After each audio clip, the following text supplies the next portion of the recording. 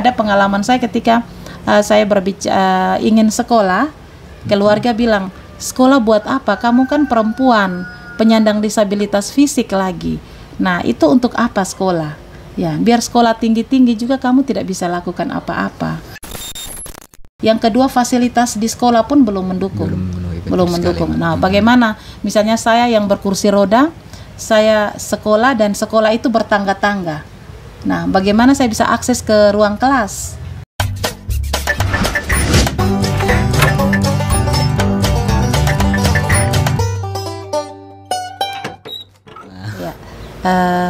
Nama saya Serafina BT, biasa disapa Vina. Saya ketua organisasi penyandang disabilitas Persani. Persani itu perkumpulan tunadaksa Kristiani yang berdomisili di Kupang, dan kami salah satu organisasi lokal di Kupang yang bertujuan dari organisasi ini adalah memperjuangkan hak-hak penyandang disabilitas di Nusa Tenggara Timur. Untuk Persani, kami beranggotakan penyandang disabilitas fisik, intelektual, dan juga teman-teman yang punya hambatan melihat. Dan selama ini kerja-kerja kami adalah memperjuangkan hak-hak penyandang disabilitas dengan bekerja sama dengan pemerintah, bekerja sama dengan LSM pemerhati penyandang disabilitas, dan juga pihak-pihak terkait yang punya program-program inklusi. Ya. Jadi Mbak Vina pimpinan di sini ya? Ya, saya ketua untuk organisasi penyandang disabilitas Persani NTT. Oh gitu, oke. Jadi Mbak Vina ini salah satu tokoh pimpinan dalam disabilitas, suatu organisasi terkecil yang ada di Kupang, tapi begitu luar biasa kesemangatan Mbak Fani dalam proses merekrut atau mencari saudara-saudara kita yang disabilitas khususnya di Kota Kupang. Gimana caranya itu untuk mendapatkan mereka gitu? Ya, sebenarnya awalnya saya bekerja di salah satu lembaga universitas, dan ketika bekerja saya melihat bahwa banyak teman-teman penyandang disabilitas yang belum terlibat dalam kayak misalnya pendidikan, terus di layanan kesehatan, apalagi di dunia kerja. Nah, itu mereka lebih banyak di rumah dan lebih banyak disembunyikan oleh keluarga, terutama orang tua, dan mereka sangat minim sekali pengetahuannya karena mereka tidak pernah diberikan kesempatan untuk sekolah, tidak diberikan kesempatan untuk bekerja, karena banyak stigma dan diskriminasi yang masih sangat tinggi di masyarakat. Oh gitu ya, khususnya di NTT ya, Mbak? Ya, di NTT. Khususnya di NTT. Jadi saya melihat banyak teman-teman penyandang disabilitas itu lebih banyak dikucilkan. Jadi kita termasuk kelompok-kelompok yang termarginalkan atau terpinggirkan. Jadi banyak orang yang belum menganggap bahwa penyandang disabilitas itu bagian dari keberagaman manusia. Sehingga memang kami selalu dianggap orang yang tidak mampu, orang yang tidak bisa melakukan apa-apa, orang yang hanya mengharapkan bantuan orang lain. Jadi banyak masyarakat yang masih mempunyai pandangan negatif terhadap penyandang disabilitas. Oh gitulah. Jadi stigma-stigma masyarakat yang hari ini masih terlihat ada stigma-stigma yang kurang dikehendaki oleh kita ya. Tapi coba Mama lebih menyuarakan disabilitas itu kayak gimana ya gitu. Supaya masyarakat bisa lebih tahu dan gimana ya. Masyarakat pun bisa memahami disabilitas dan Perseri ya. Persani dalam organisasi ini. Ya. Jadi setelah saya hampir 10 tahun berada di organisasi penyandang disabilitas sebagai aktivis, saya melihat bahwa banyak masyarakat yang masih menganggap bahwa penyandang disabilitas itu dengan kata cacat. Ya, jadi ketika mereka melihat orang yang menggunakan kursi roda, orang yang menggunakan tongkat, orang yang tidak bisa melihat, orang yang tidak bisa mendengar, tidak bisa bicara, atau orang yang punya hambatan kecerdasan, biasanya mereka responnya lambat. Nah, itu teman-teman intelektual. Jadi mereka selalu menganggap bahwa itu orang cacat, ya. Ya karena sesuai dengan apa? Sesuai dengan latar belakang sejarah yang sebelumnya bukan disabilitas tapi cacat. Ya. Karena memang undang-undang lama, Undang-Undang Nomor 4 Tahun 97 itu memang menganggap bahwa teman-teman yang punya hambatan fisik atau hambatan apapun, intelektual atau hambatan melihat, hambatan bicara, mereka adalah orang cacat. Nah, dengan bergesernya waktu, kita punya undang-undang terbaru, yaitu Undang-Undang Nomor 8 Tahun 2016 tentang penyandang disabilitas. Jadi dari kata cacat tadi sudah berubah menjadi disabilitas. Ya, penyandang disabilitas. Nah, banyak orang yang belum paham disabilitas itu apa, kenapa harus ada cacat juga. Nah, kan kalau masyarakat desa, kalau kita turun ke desa, orang selalu bilang, oh itu orang cacat. Nah, tapi kalau kita yang sudah memahami, kita yang aktivis, pasti kita akan merasa seperti ada hal yang menurunkan derajat kita, ya seperti sekali. Itu. Jadi sebenarnya menurut kami cacat itu identik dengan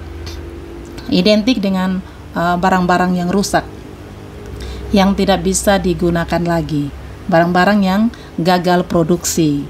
Nah, misalnya kalau ada kursi yang rusak, meja yang rusak di rumah, kita pasti bilang, oh ini sudah cacat. Jadi pasti harus buang. Ya. Nah, bagaimana dengan manusia yang lahir tanpa tangan, tanpa kaki, manusia yang lahir dia tidak bisa melihat, tidak bisa mendengar, dan dia tidak bisa bicara? Apakah dia dianggap barang rusak? Ada cacat bahasa yang lebih keras ya. Gitu. Menurut kami cacat itu kata yang sangat manusiawi. Sehingga kenapa kami bersyukur sekali karena sudah punya undang-undang terbaru, Undang-Undang Nomor 8 Tahun 2016. Nah, di undang-undang ini kan di pasal-pasalnya lebih banyak mengatur tentang hak-hak. Kalau di undang-undang lama dia lebih mengatur tentang belas kasihan. Jadi kami itu orang-orang yang perlu dikasihani, orang-orang yang hanya menunggu bantuan. Nah, biasanya kalau saya menyampaikan ke pemerintah bahwa penyandang disabilitas itu sebenarnya orang-orang yang bukan membutuhkan belas kasihan, tapi membutuhkan pemberdayaan. Nah, kami butuh diterima di masyarakat, karena kami juga bisa melakukan hal-hal positif yang bisa mendukung pembangunan ini lebih inklusif. Nah, tapi banyak pemerintah juga masih menganggap bahwa ini penyandang disabilitas itu urusan dinas sosial. Jadi ketika melihat kita yang berkursi roda atau tongkat atau yang tidak bisa melihat, teman-teman netra, teman-teman tuli, teman-teman yang punya hambatan bicara, intelektual, itu orang bilang itu ke dinas sosial saja. Misalnya kalau kita mau butuh pekerjaan, mau konsultasi, mereka bilang ke dinas sosial. Kita mau butuh misalnya BPJS, mereka bilang ke dinas sosial. Ya, mau urus KTP ke dinas sosial, mau sekolah ke dinas sosial. Jadi pandangan masyarakat terhadap penyandang disabilitas seolah-olah urusan penyandang disabilitas itu urusan dinas sosial. Padahal sebenarnya kenyataan di lapangan itu urusannya semua dinas. Jadi lintas sektor kalau urusan penyandang disabilitas. Kalau dia mau bekerja berarti berkonsultasi ke dinas tenaga kerja. Kalau dia mau konsultasi tentang kesehatan atau urusan tentang identitas-identitas, mereka harus berkonsultasi dengan BPJS atau Dinas Kesehatan dan juga Dinas Kependudukan. Nah, sebenarnya tidak boleh menutup jalan untuk teman-teman penyandang disabilitas berkarya. Kita harus mengarahkan dan memberikan dukungan untuk mereka, karena ketika mereka berkarya tanpa dukungan masyarakat, tanpa dukungan keluarga, mereka juga tidak bisa apa-apa. Sehingga kadang-kadang dinas sosial menganggap bahwa penyandang disabilitas yang penting sudah kasih beras 5 kilo, supermie 2 bungkus, minyak goreng 1 liter cukup. Itu berarti sudah terpenuhi kebutuhannya. Jadi mau berangkat dari hak pada Undang-Undang Nomor 8 Tahun 2016 sesuai dengan juga pada kesulitan atau pengurusan dalam mengambil sebuah kebijakan atau mungkin mencari segala bentuk pekerjaan itu harus melalui dinas-dinas. Tapi kemudian dalam hak itu apakah ada tantangan dalam situasi mencari pekerjaan atau stigma-stigma yang didapat mungkin dalam proses pencari pekerjaan ada di bidang-bidang itu gimana sih? Ya, banyak sekali kalau bicara soal tantangan. Jadi kan kita juga melihat, kadang saya melihat bahwa orang-orang yang non disabilitas seperti teman-teman yang tidak punya hambatan apapun itu mereka juga sulit untuk mencari pekerjaan. Nah, kalau datang terkait dengan disabilitas itu double kesulitan sebenarnya. Karena kita ketika mau bekerja orang langsung lihat fisik saja, orang tidak mau menerima. Ya, mau sekolah saja kalau kita datang di sekolah, nah itu orang melihat bahwa di sini tidak ada yang hambatan fisik, jadi tidak boleh sekolah. Jadi kita tuh tidak diterima. Jadi penolakan-penolakan untuk dunia kerja, untuk dunia pendidikan, kesehatan itu masih banyak sekali. Jadi ketika ada pengalaman saya ketika saya berbicara ingin sekolah, keluarga bilang, sekolah buat apa? Kamu kan perempuan, penyandang disabilitas fisik lagi. Nah itu untuk apa sekolah? Ya, biar sekolah tinggi-tinggi juga kamu tidak bisa lakukan apa-apa. Ya, seperti itu. Pemerintahan sudah menyediakan sekolah khusus untuk kawan-kawan disabilitas, SLB ya. Sekolah luar biasa. Lalu itu kemudian hari ini bicara tentang pendidikan, mungkin penyandang disabilitas lebih khususnya pada tempat yang sudah disediakan oleh pemerintahan. Sekian dari hak yang sudah didapatkan oleh kawan-kawan dari disabilitas sebagai pimpinan, Mama melihat ada stigma yang mungkin terjadi pada bidang pendidikan khususnya, sehingga saya pun tahu, saya sebagai orang muda, sehingga menyuarakan tentang hak disabilitas itu, saya pun harus seperti Mama gitu, semangatnya luar biasa gitu. Ya, kalau di dunia pendidikan kan orang melihat sekarang kan sekolah, baru kita dengar ada sekolah-sekolah inklusi. Iya. Kalau dulu kan sekolah-sekolah umum lebih banyak. Nah, orang masih memahami bahwa teman-teman disabilitas itu semuanya harus sekolah di SLB, sekolah luar biasa ya. Nah, sebenarnya kami sebagai aktivis melihat itu termasuk diskriminasi. Ya, diskriminasi untuk teman-teman penyandang disabilitas karena kami dikumpulkan dengan sesama kami. Kami tidak diberikan kesempatan untuk berbaur dengan orang-orang yang non disabilitas. Nah, bagaimana kami bisa berkembang kalau setiap hari kami hanya berhadapan dengan teman-teman? Nah, memang bisa menolong teman-teman untuk bisa sekolah di sana. Tapi ini satu hal yang membuat teman-teman disabilitas itu mereka semakin terpinggirkan karena ketika kita lahir dengan disabilitas, orang bilang oh itu kalau dia mau sekolah di SLB. Nah, sedangkan kita semua tahu kalau di NTT ini SLB-nya ada berapa. Misalnya saya tinggal di Noel Baki, SLB-nya ada di Oesau atau SLB-nya ada di Kupang, berarti jarak dari rumah saya ke Kupang itu sangat jauh. Lokasi yang tidak mendukung. Nah kan saya selalu membaca terus mendengar berita bahwa pendidikan itu harus mendekatkan layanannya ke masyarakat. Nah, misalnya kalau saya ada di Noel Baki, berarti harusnya ada sekolah di Noel Baki. Nah, bagaimana? Kenapa sekolah-sekolah yang reguler tidak mau menerima teman-teman penyandang disabilitas? Padahal kan mereka juga punya hak untuk sekolah untuk berpendidikan. Nah, kenapa kita dibeda-bedakan? Kita harus jauh-jauh mencari SLB, sedangkan sekolah yang di dekat rumah kita itu sebenarnya ada. Nah, itu pengalaman saya ketika saya mau SD juga, orang menyarankan untuk ke Penfui SLB Pembina. Ya.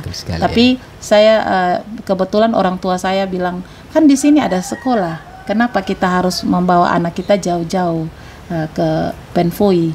Kan kita rumahnya di Noel Baki. Nah, waktu itu akhirnya kita diterima, saya diterima di SSDK Santo Yosef Noel Baki. Jadi memang di saat itu orang mungkin baru pertama menerima murid dengan disabilitas. Jadi pasti diskriminasi ada, stigma ada. Ya, tapi Mak, berangkat dari apakah ada fasilitas-fasilitas yang mendukung misalnya guru. Nah, ada guru-guru tertentu yang sudah disiapkan untuk mengajar atau mengawal kawan-kawan saudara-saudara yang notabene ada disabilitas. Atau mungkin kekurangan guru sehingga proses pemerintahan untuk membuat sekolah lebih dikhususkan gitu, sehingga guru pun khusus dalam mengajar. Iya, sebenarnya kalau saya mau melihat bahwa di dunia pendidikan tantangan yang pertama adalah belum ada tenaga pengajar yang bersedia mengajar kawan-kawan dengan hambatan semua ragam. Ya, karena kebetulan saya penyandang disabilitas fisik, jadi saya masih bisa mengikuti pendidikannya dengan baik karena hambatan saya adalah di fisik, di kaki saya. Nah, kalau bagaimana dengan teman-teman yang punya hambatan di mata, hambatan di telinga, hambatan intelektualnya. Nah, itu bagaimana guru-guru mengajar? Pasti mereka juga punya galau, mereka galau orang bilang, karena mereka kan bukan sekolah tentang disabilitas, mereka kan sekolahnya sekolah umum, mengajar murid secara umum, bukan murid dengan hambatan tertentu, sehingga itu tantangan besar di dunia pendidikan. Guru-guru belum siap untuk menerima murid dengan disabilitas. Yang kedua, fasilitas di sekolah pun belum mendukung. Belum mendukung. Nah, bagaimana? Misalnya saya yang berkursi roda, saya sekolah dan sekolah itu bertangga-tangga. Nah, bagaimana saya bisa akses ke ruang kelas? Nah, itu sangat sulit. Dan bagaimana dengan toiletnya? Nah, selama sekolah misalnya saya mau ke toilet, tapi toiletnya sempit, pintunya 70 ukuran. Nah, itu tidak bisa masuk dengan kursi roda. Nah, bagaimana ruang kelas yang sempit, kursi roda saya tidak bisa berputar-putar di dalam kelas. Nah, itu juga salah satu kesulitan. Jadi tantangan yang pertama adalah tenaga pengajar yang belum siap, terus ada fasilitas di sekolah pun belum disiapkan, sehingga itu menjadi tantangan tersendiri di dunia pendidikan. Dan pemahaman guru-guru, pemahaman dunia pendidikan tentang disabilitas itu masih minim sekali. Ya, mereka belum paham. Ya, oleh karena itu mereka lebih banyak menyarankan kita ke SLB. Lebih gampangnya di SLB. Gitu. Ya. Tapi ada stigma-stigma masyarakat yang hari ini masih terdengar dan masih terlihat stigma yang terjadi pada masyarakat dunia sosial dari situasi-situasi yang terjadi sebelumnya hingga sampai sekarang. Masih ada stigma-stigma yang masih tergambar di situasi-situasi sosial. Nah, apa yang menjadi tujuan utama sehingga bisa menghilangkan atau menurunkan stigma-stigma yang hari ini masih terdengar? Misalnya kawan-kawan disabilitas itu mereka harus dikhususkan di tempat-tempat yang harus dipersiapkan oleh pemerintah misalnya, Mak. Nah, tapi kemudian ada berbagai macam bentuk kawan-kawan disabilitas yang kemudian mendapatkan stigma diskriminasi. Proses penyelesaian pun sangat susah karena orang menerjemahkan atau orang-orang yang dikhususkan untuk melakukan suatu penindakan untuk istilahnya untuk mengamankan kawan-kawan itu untuk lebih baik. Nah, itu sangat kurang gitu. Nah, pandangan-pandangan masyarakat itu yang hari ini masih diperjuangkan oleh kawan-kawan disabilitas, dan bukan hanya kawan-kawan disabilitas tapi kita semua. Nah, kami sebagai orang muda pun ingin menyuarakan itu. Nah, kira-kira dari pandangan yang tadi Mama cerita tentang stigma, khususnya pada stigma di pendidikan ada fasilitas yang kurang dan tenaga kerja guru yang hari ini masih minim sekali. Nah, apa yang hari ini dirasakan kira-kira dari tenaga kerja yang kurang, guru yang masih minim? Nah, apakah pemerintahan kawan-kawan disabilitas bisa memperjuangkan untuk lebih kepada tenaga-tenaga kerja itu, Mak?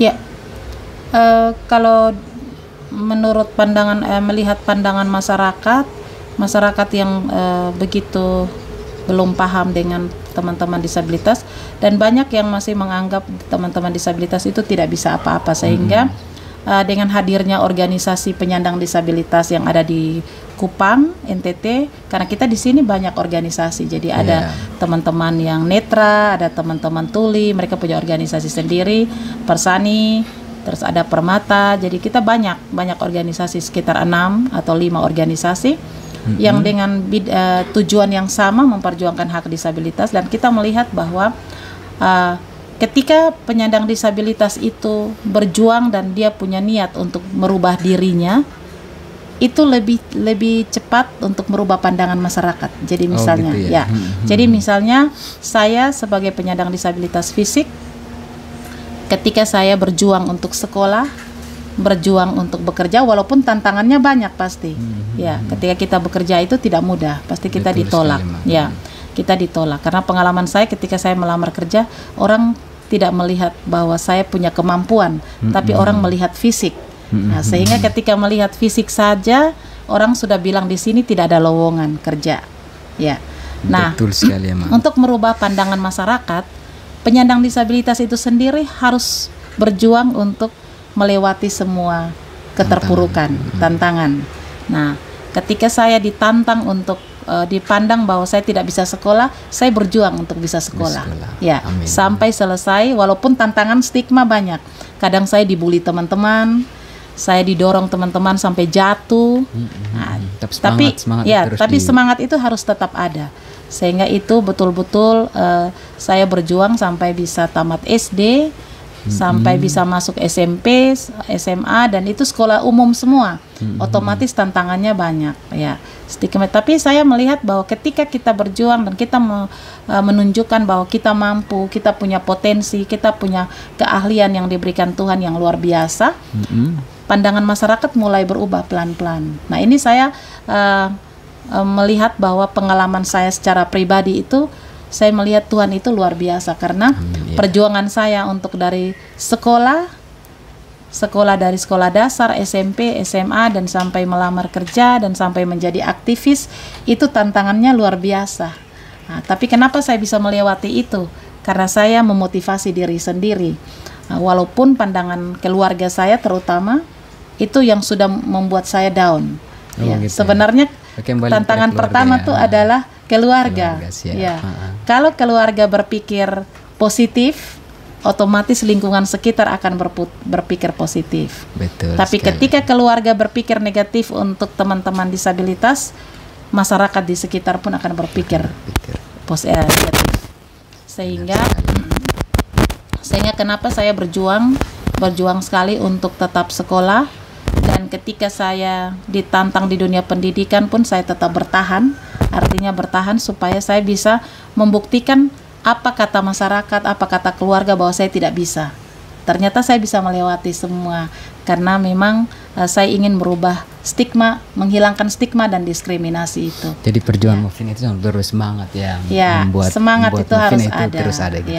Nah, semangat itu yang harus Mufina tanamkan bukan hanya di kawan-kawan disabilitas, tapi kami sebagai kaum muda yang notabene hari ini memperjuangkan berbagai macam hal. Betul. Nah, dari stigma-stigma yang Mufina cerita, mulai dari pendidikan, keluarga, dan sosial pada umumnya, lalu itu Mufina mungkin bisa memberikan gambaran kepada kita semua, khususnya kalau kita di NTNT, untuk lebih memperjuangkan, untuk lebih sport terhadap saudara-saudara kita disabilitas. Nah, kira-kira Mufina memberikan gambaran-gambaran yang lebih baik, memberikan pandangan-pandangan berpendidikan yang baik terhadap kawan-kawan disabilitas, memotivasikan pemuda-pemudi untuk lebih memperjuangkan. Iya. Jadi untuk teman-teman yang teman-teman kaum muda, pesan kami untuk dari penyandang disabilitas, kami butuh dukungan banyak pihak. Jadi kami juga sangat mengharapkan agar isu tentang disabilitas ini bisa menyebar secara luas. Dan kalau hanya mengharapkan dari penyandang disabilitas sendiri pasti akan sangat lama. Jadi kita memang membutuhkan menggandeng semua pihak dari kaum muda, dan saya senang sekali bisa hadir hari ini diundang oleh Kompak untuk bisa bercerita tentang disabilitas. Itu salah satu hal yang luar biasa karena di sini kan semuanya anak muda, otomatis punya kerja-kerja di luar itu yang sangat luar biasa dan bisa mempengaruhi masyarakat. Dan kalau kaum muda punya pemahaman tentang disabilitas itu secara baik, otomatis bisa memberikan pengetahuan itu juga ke masyarakat dengan baik. Sehingga kami penyandang disabilitas memang sangat mengharapkan itu untuk membantu kami. Dan penyandang disabilitas ini kan sebenarnya bukan hanya satu ragam saja. Ya, dia ada berbagai ragam. Jadi ada penyandang disabilitas fisik, ada penyandang disabilitas intelektual, ada penyandang disabilitas netra, ada penyandang disabilitas tuli, penyandang disabilitas yang tidak bisa bicara, penyandang disabilitas mental. Nah, itu juga berbagai hal. Jadi kaum muda juga harus punya pemahaman yang baik tentang disabilitas itu apa, ragamnya apa saja. Nah, seperti itu harus tahu. Jadi ketika kita ada di masyarakat kan kita bisa bercerita. Kan kadang orang masyarakat kan bilang, mungkin pas kaum muda melakukan kegiatan-kegiatan di desa atau di masyarakat kota, itu kan nanti orang bertanya, itu kami punya orang cacat. Mungkin ketika kakak-kakak bercerita tentang penyandang disabilitas, oh mereka masih bilang, oh itu orang cacat ya. Nah, bagaimana, kan kita tidak bisa marah. Kita tidak bisa marah pada masyarakat bahwa kenapa kamu bilang cacat. Nah, kita tidak bisa marah, tapi kita mengedukasi. ya mengedukasi agar mereka juga, masyarakat juga perlahan-lahan mereka punya pemahaman yang baik tentang penyandang disabilitas, bahwa oh kita sekarang tidak lagi menggunakan kata cacat karena teman-teman penyandang disabilitas itu bagian dari keberagaman manusia. Kita semua setara, kita punya hak yang sama. Nah, hanya kita punya perbedaan di fisik dan teman-teman butuh dukungan dari kita. Jadi kita tetap mendukung mereka, misalnya berdiskusi dengan mereka, karena teman-teman penyandang disabilitas itu mereka masih sangat malu, minder, ya, merasa minder, merasa tidak berharga, merasa tidak berguna. Nah, itu yang perlu dukungan dari banyak pihak untuk memberikan kesempatan. Nah, yang kami harapkan itu adalah kepercayaan. Kami sangat mengharapkan diterima di masyarakat, diberikan kepercayaan, terus kami diberdayakan, jangan kami dimanfaatkan. Nah, kan selama ini menjadi aktivis, saya melihat banyak teman-teman penyandang disabilitas itu jadi selalu dimanfaatkan oleh orang-orang non disabilitas. Oh, gitu ya. Ya. Jadi ada orang-orang non disabilitas yang memanfaatkan teman-teman disabilitas untuk mencari uang. Ya, misalnya teman-teman yang jadi pengemis di lampu merah, ya di pinggir toko. Nah, ini kan banyak orang-orang yang saya melihat ketika saya berputar-putar untuk berkenalan dengan teman-teman, saya melihat sore-sore mereka dijemput oleh orang-orang non disabilitas. Pagi-pagi jam 4 pagi, jam 5 pagi mereka sudah diantar ke lampu merah. Ya. Tapi itu ada terjadi di Kupang kan? Ada, di Kupang banyak. Jadi saya sudah punya cerita-cerita dengan kawan-kawan yang di pinggir jalan. Nah, saya pernah mengajak untuk berorganisasi, tapi memang karena mereka sudah terbiasa untuk di pinggir jalan, jadi untuk susah kembali ke organisasi karena mereka selalu bertanya, memangnya kami di organisasi dikasih gaji berapa? Karena mereka memang butuh uang, ya. Dan itu kita tidak bisa mempersalahkan mereka karena mereka juga tidak tahu cara mencari uang seperti apa, karena mereka tidak diedukasi, tidak dipercaya, tidak diberikan kesempatan untuk mereka bagaimana mereka mencari uang. Harusnya kan ada pihak-pihak yang mendukung, memberikan edukasi kepada mereka bahwa mari kita misalnya punya modal, ini kita punya usaha, misalnya memberikan pelatihan-pelatihan, ya, bagaimana servis elektronik. Kenapa banyak kawan-kawan yang keluar ke Solo, ke Makassar, mereka ikut keterampilan tapi pulangnya tidak bisa melakukan apa-apa karena kurang dukungan dari pihak keluarga, masyarakat sekitar. Nah, walaupun mereka punya keterampilan, mereka kembali ke Kupang sama saja seperti tidak pernah berangkat ke ikut keterampilan. Nah, itu memang kami ketika kami meneliti, sharing-sharing dengan kawan-kawan yang sudah kembali, mereka bilang kami tidak punya modal. Nah, bagaimana mencari modal ketika kami mau meminjam uang saja orang tidak percaya. Karena orang bilang, kamu kaki seperti itu, tangan seperti itu, memangnya bisa mengembalikan angsuran? Ya, kan mereka juga sudah meragukan karena fisik. Ya, tapi sebenarnya kawan-kawan disabilitas ketika mereka punya kesempatan untuk mempunyai usaha, diberikan kepercayaan untuk diberikan modal usaha, mereka betul-betul sangat telaten dan mereka berjuang untuk bisa mengembalikan uang itu. Nah, yang penting mereka diberikan pelatihan, diberikan edukasi supaya mereka juga bisa paham. Karena kan kami kan banyak yang tidak sekolah. Karena ketika mau sekolah kan masyarakat, keluarga bilang tidak usah sekolah. Akhirnya kami punya pendidikan juga kurang. Sehingga kenapa kami butuh dukungan dari semua pihak untuk selalu memberikan pemahaman untuk kami. Ya. Oke, jadi mungkin cerita singkat tentang itu. Terima kasih Ma sudah hadir di channel kami, channel Kompak, dan memotivasi untuk kita semua, khususnya saya dan khususnya kita orang NTT, lebih khususnya memperjuangkan hak-hak mereka dan memberikan keterbukaan, kebebasan terhadap saudara-saudara kita yang notabene tidak seperti kita, tapi kita harus memberikan perlindungan, pengawasan dan memberikan keterangan seperti layak seperti kita biasa gitu. Nah, jadi Ma, terima kasih sudah hadir di sini dan terima kasih juga Kak Arnold untuk Kompak seluruhnya bersama tim. Terima kasih banyak.